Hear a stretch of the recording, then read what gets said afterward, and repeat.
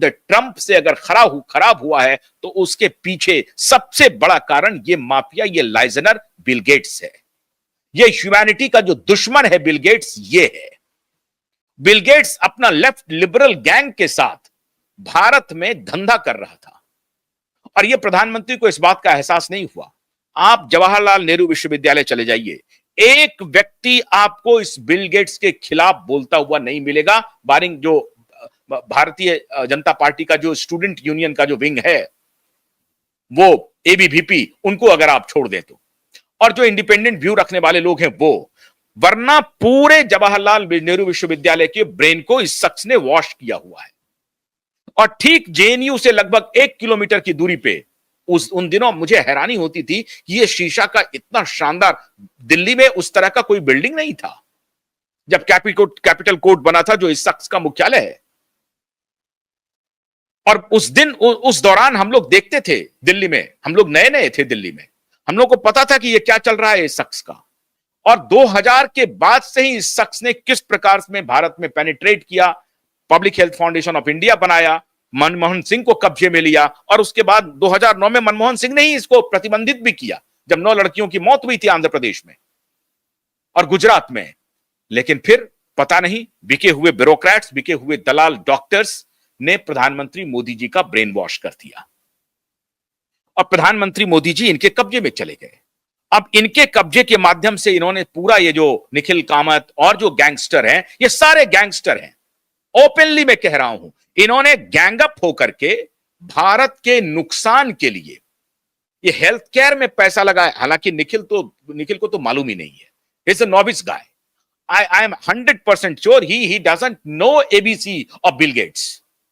इसके पूरे पिछले इतिहास के बारे में, ये क्या कर रहा है, इसका डब्ल्यूएचओ से क्या रिश्ता है, ये कैसे गावी को कंट्रोल कर रहा है, कैसे अलग अलग फार्मास्यूटिकल कंपनियों में इसका निवेश है, इसके बारे में इसको बहुत लीस्ट जानकारी होगी। वर्ल्ड इकोनॉमिक फोरम क्या कर रहा है, कुछ नहीं मालूम है। जियो पॉलिटिक्स का मुझे नहीं लगता है कि निखिल कामत को कोई जानकारी होगी। शेयर बाजार का आदमी है, फिनटेक का आदमी है, हो सकता है इतनी जानकारी नहीं हो, लेकिन और युवा है, हमें उससे इतनी जानकारी होने की अपेक्षा भी नहीं करनी चाहिए। लेकिन माननीय बिल गेट्स के साथ मिले हुए हैं, और ये बिल गेट्स आप देखे होंगे अंबानी की शादी में ये सारे पहुंच गए थे। तो अभी परमवीर सिंह, आदित्य ठाकरे, सतीश मान शिंदे और माननीय निखिल कामत ने काफी कुछ पर्दे के पीछे खेल खेला है, और उन्होंने ही, ये सारे लोगों ने मिलकर के ये मैनेज किया कि ये देखिए। और ये निखिल, इनका जो ये सतीश मान शिंदे का रिकॉर्ड बहुत पुराना है। ये कहां से चलते हैं, कैसे चलते हैं, देखिए रिकॉर्ड, ये बाला साहब ठाकरे के पीछे पीछे चलने वाले लोग हैं। और इसीलिए सतीश मान शिंदे अपीयर हो गए थे रिया चक्रवर्ती के लिए। तार कैसे जुड़ रहे हैं, जुड़े या नहीं जुड़े, और जोड़ूं, ये सतीश मान शिंदे शिवसेना का नेता है एक प्रकार से, बड़े अच्छे पारिवारिक संबंध हैं इनके उद्धव ठाकरे से, बाल ठाकरे के जमाने से ही इनका रिश्ता है, और इसीलिए रिया चक्रवर्ती को फौरन ये वकील मुहैया हो जाते हैं, और माने हुए क्रिमिनल लॉयर हैं सतीश मान शिंदे साहब। और तभी हम लोग आपके को यह बतलाने की कोशिश कर रहे थे कि रिया चक्रवर्ती को सतीश मान शिंदे जैसा वकील कैसे मिल जाता है, कौन इसके पीछे खेल कर रहा है, अभिनव चंद्रचूड़ कैसे आ जाता है, कौन इसके पीछे खेल कर रहा है। रिया चक्रवर्ती, जिसे एक कोई फिल्म नहीं मिला, कोई उनके पास मॉडलिंग का ऑफर नहीं है, वो लड़की है क्या जो इतने बड़े बड़े लॉयर्स आ रहे हैं उनके समर्थन में, क्या है।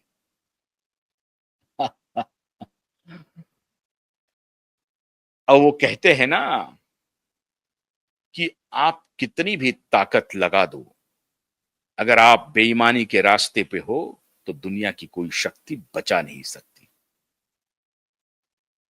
इतना बड़ा पाप किया गया।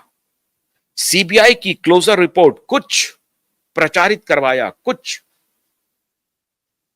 अब उसी केस में, जिस केस में क्लोजर रिपोर्ट आई है, वही क्लोजर रिपोर्ट इन बेईमानों के गले की फांस बन गया है। और तभी मैंने आपको कहा, लाख पॉडकास्ट करवा लो प्रधानमंत्री के साथ, और मिस वर्ल्ड को बुला लो, आमिर खान को बुला लो, होना जाना कुछ भी नहीं है, कुछ भी नहीं है। दुनिया की कोई शक्ति बचा नहीं सकती।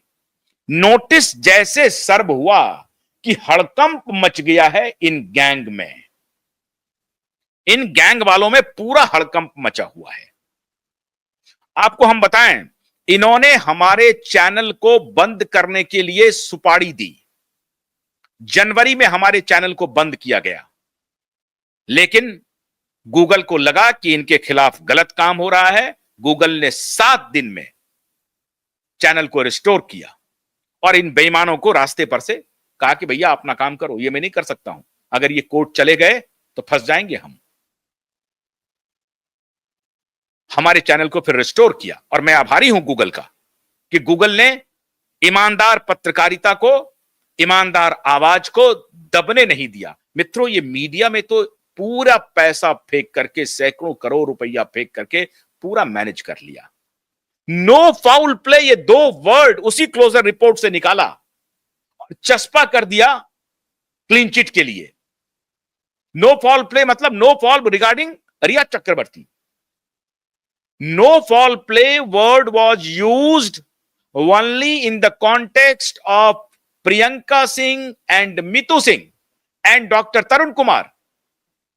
क्लोजर रिपोर्ट ने कहा कि इसमें इन तीनों की कोई भूमिका नहीं है।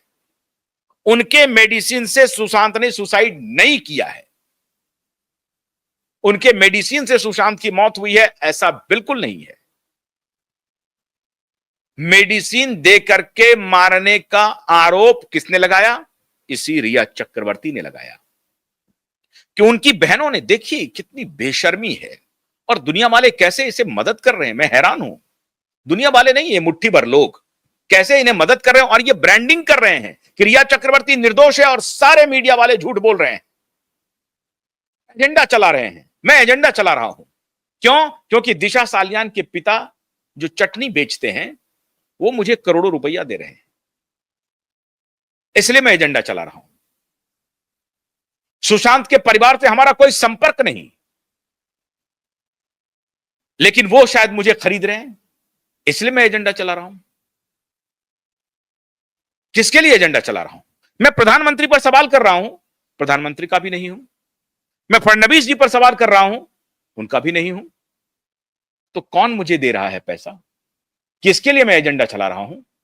क्यों तुम ये झूठ बोल रहे हो? किसको झूठ बोल रहे हो? ये मीडिया वाले एजेंडा चला रहे हैं रिया चक्रवर्ती के खिलाफ। क्यों ऐसा पाप कर रहे हो? कभी जाकर के सतीश सालियान की आंखों में आंख डाल करके देखो, पूछो सतीश सालियान से क्या गुजर रहा है उनके ऊपर। पूछो उस गरीब इंसान से जिसकी बेटी के साथ जघन्य अपराध हुआ, बलात्कार के बाद हत्या की गई। और नहीं है तो जांच होने दो ना, जांच ही नहीं होने दे रहे हो। वो फार्स मुंबई पुलिस जो कितनी बार एक्सपोज हो गई है, कितनी बार, उसके ऊपर बड़ा भरोसा हो रहा है।